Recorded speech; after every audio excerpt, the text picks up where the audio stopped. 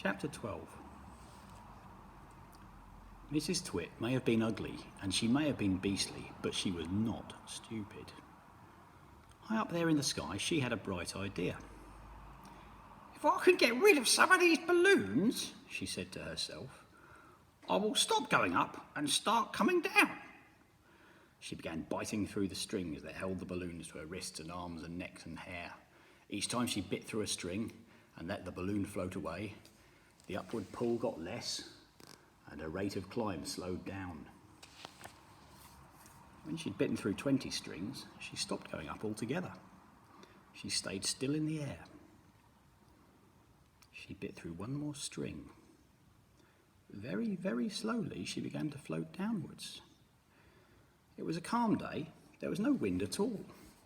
And because of this, Mrs. Twit had gone absolutely straight up. She now began to come absolutely straight down. As she floated gently down, Mrs. Twit's petticoat billowed out like a parachute, showing her long knickers. It was a grand sight on a glorious day, and thousands of birds came flying in from miles around to stare at this extraordinary old woman in the sky. Chapter 13.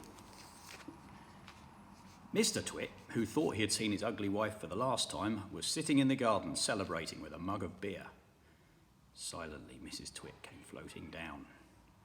When she was about the height of the house above Mr. Twit, she suddenly called out at the top of her voice, "Here I come, you grisly old grunion! You rotten old turnip! You filthy old frumpet!" Mr. Twit jumped as though he'd been stung by a giant wasp. He dropped his beer. He looked up. He gaped. He gasped. He gurgled. A few choking sounds came out of his mouth. "Ooh," he said. "Ah! Ooh!" "I'll get you for this!" shouted Mrs. Twit. She was floating right down on top of him. She was purple with rage and slashing the air with her long walking stick, which she had somehow managed to hang on to all this time.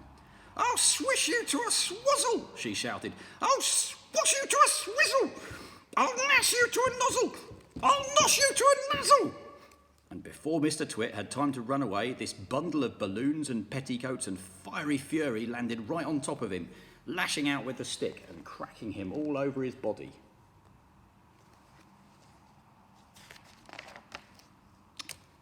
Chapter 14. But that's enough of that. We can't go on forever watching these two disgusting people doing disgusting things to each other. We must get ahead with the story. Here is a picture of Mr. and Mrs. Twit's house and garden. Some house looks like a prison, and not a window anywhere.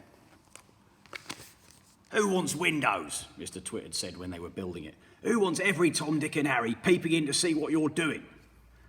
It didn't occur to Mr. Twit that windows were meant mainly for looking out of, not for looking into. And what do you think of that ghastly garden? Mrs. Twit was the gardener. She was very good at growing thistles and stinging nettles.